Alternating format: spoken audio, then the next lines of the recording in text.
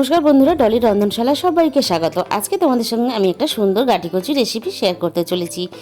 আর রেসিপিটা শেষ পর্যন্ত দেখার জন্য তোমাদের কাছে আমার অনুরোধ রইল। তাহলে আজকে রেসিপিটা দেখে নেওয়া যাক কি কি লাগছে।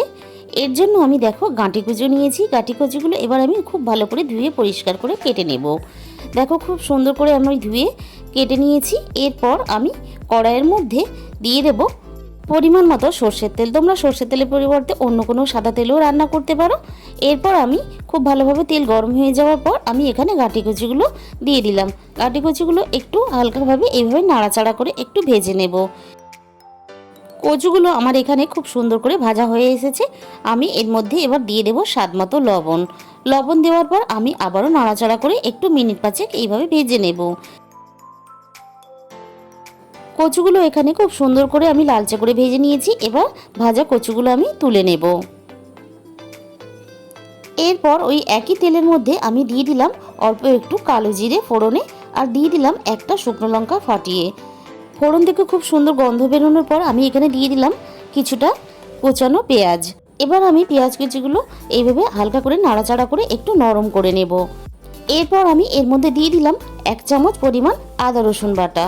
আদা রসুন বাটাটা পেঁয়াজের সাথে হালকাভাবে এইভাবে নাড়াচাড়া করে ভেজে নেব কাঁচা গন্ধটা চলে যাওয়া পর্যন্ত। এরপর আমি দিয়ে দিলাম টমেটো পেস্ট। এর সাথেই আমি একে একে মশলা দিয়ে দেব। দিয়ে দিলাম 1/2 চামচের একটু বেশি হলুদ গুঁড়ো, আর দিয়ে দিলাম 1/2 চামচেরও একটু বেশি লঙ্কার গুঁড়ো। এবার আমি এখানে দিয়ে দিলাম 1 চামচ পরিমাণ ভর্তি করে জিরের গুঁড়ো, আর সব শেষে আমি দিয়ে দিলাম 1 চামচ পরিমাণ গরম মশলার গুঁড়ো। এবারে অল্প একটু সামান্য জল দিয়ে দেবো যাতে মশলাটা না পুড়ে যায়। সব কিছু এবার সুন্দর করে আমি একসাথে কষিয়ে নেব। আমি এখানে কোনো রকম লবণ ব্যবহার করলাম না, তার কারণ কচুটা ভাজার সময় আমার মনে হয়েছে একটু লবণ বেশি আছে, তাই আমি পরে লবণ ব্যবহার করব যদি প্রয়োজন হয়। খুব ভালোভাবে আমার এখানে সব কিছু মশলার সাথে কষানো হয়ে গেছে। এরপর আমি এর মধ্যে গাঁটিকচিগুলো দিয়ে দেবো। গাঁটিকচিগুলো দেওয়ার পরে আমি খুব ভালোভাবে মশলার সাথে কষিয়ে নেব। আমার খুব ভালোভাবে এখানে কচুগুলো কষানো হয়ে গেছে। এরপর আমি এখানে এর মধ্যে প্রয়োজন মতো জল দিয়ে দেব। আমি এখানে ঠান্ডা জল ব্যবহার করলাম। যদি তোমাদের মনে হয় তাহলে তোমরা কিন্তু এখানে চাইলে গরম জলও ব্যবহার করতে পারো। আমি এর আগে কচুটা রান্না করে দেখেছি, কোনো সমস্যা হয়নি। এরপর আমি সিদ্ধ হওয়ার জন্য ঢাকা দিয়ে দিলাম। এবার আমি একটা পেস্ট বানিয়ে নেব। জারের মধ্যে আমি প্রথমে দিয়ে দিলাম 1 চামচের একটু বেশি সাদা সর্ষে, আর 1 চামচ পোস্ত, আর দিয়ে দিলাম 1 চামচের একটু বেশি চার মগজ। এবার দিয়ে দিলাম সামান্য পরিমাণ জল। খুব ভালোভাবে আমি দেখো পেস্ট করে নিয়েছি। এবার সেদ্ধ হয়েছে কিনা আমি একটু ঢাকা খুলে চেক করে নেব।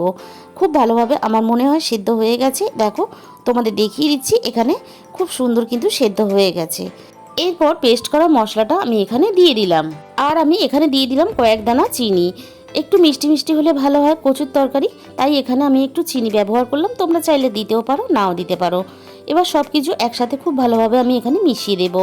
তোমরা একদিন হলেও আমার মতন করে বানিয়ে খেয়ে দেখো, খেতে দারুণ টেস্ট হয়। সমস্ত কিছু মশলা দেওয়ার পরে আমার মনে হয়েছে একটু লবণ দেওয়ার প্রয়োজন। আমি এখানে সামান্য পরিমাণ লবণ দিয়ে দিলাম। সব শেষে আমি দিয়ে দিলাম ধনেপাতা কুচি। তোমরা একদিন হলেও বাড়িতে ট্রাই করে দেখো, বাড়ির সবাই পছন্দ করবে। তাহলে আজকে রেসিপিটা কেমন লাগলো অবশ্যই কমেন্টের মাধ্যমে জানিও, আর প্রচুর প্রচুর শেয়ার করো। আমার চ্যানেলে যে সমস্ত নতুন বন্ধুরা এসেছো তাদের কাছে আমার অনুরোধ রইল, আমার বানানো রেসিপিটা যদি তোমাদের ভালো লেগে থাকে তাহলে অবশ্যই আমার চ্যানেলটাকে সাবস্ক্রাইব করে পাশে থেকো অনেক রকম নতুন নতুন এরকম রেসিপি পেতে।